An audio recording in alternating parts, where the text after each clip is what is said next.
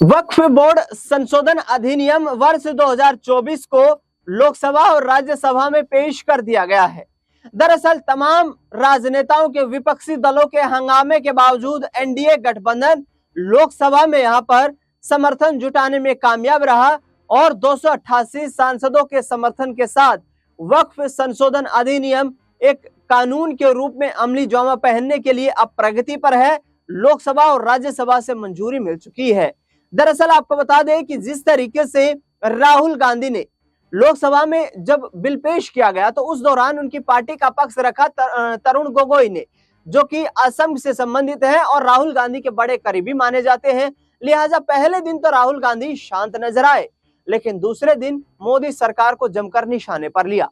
उन्होंने कहा कि वक्फ संशोधन अधिनियम के तहत यहाँ पर वक्फ बोर्ड के तहत आने वाली जमीन की चिंता भारतीय जनता पार्टी की मोदी सरकार को सता रही है, लेकिन चीन 4000 किलोमीटर हमारी जमीन दबाए बैठा है, उस पर पार्टी शांत दिखाई दे रही है, उस पर मोदी सरकार खामोश बैठी हुई है। मोदी सरकार चीन के सामने आंखें दिखाने की बजाय यहाँ पर खिसियानी बिल्ली खंबा नोचे वाली स्थिति में दिखाई दे रही है और चीन बार बार हमारे क्षेत्र में घुसकर वहां पर इन्फिल्ट्रेशन कर रहा है, लेकिन मोदी सरकार कोई बड़ा एक्शन लेते हुए नजर नहीं आ रही है कि आखिरकार हिंदुस्तान की छवि को कमजोर करने का प्रयास किया जा रहा है। सुनिए राहुल गांधी किस तरीके से लोकसभा में अपना बड़ा भाषण देते हुए नजर आ रहे हैं। Thank you speaker sir for letting me raise a matter of urgent public importance. Speaker sir, it's a known fact that China is sitting on 4,000 square kilometers of our territory.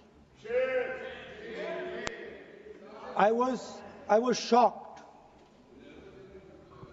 some time back to see that our foreign secretary was cutting a cake with the Chinese ambassador.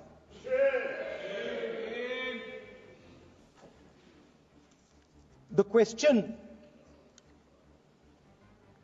is, what exactly is happening to this territory? 4000 kilometre हैं, 4000 kilometre China ने ले लिए हैं और हमारे foreign secretary उनके ambassador के साथ केक काट रहे हैं। 20 जवान शहीद हुए थे, उनकी शहादत की सेलिब्रेशन हो रही है केक काटकर।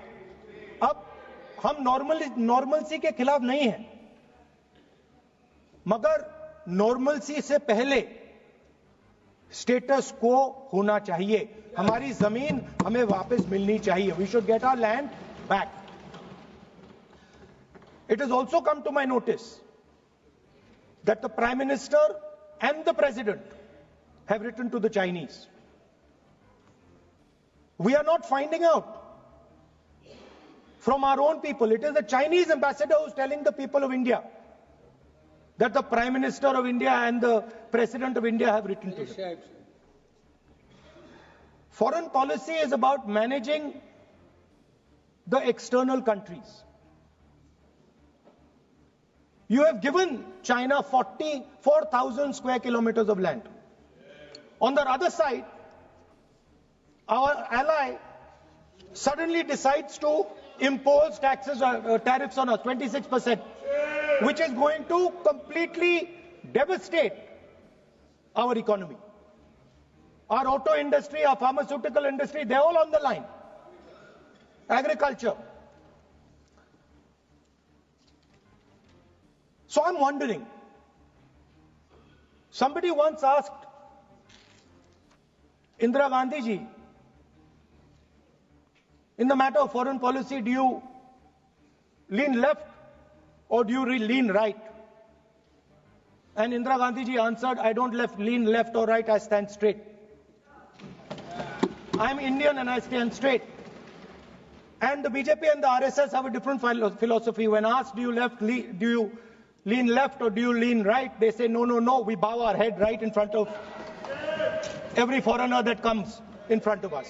Sir, this is something that is in their culture, it is in their history, we know that. But we would like an answer from the government of India. What are you doing about our land.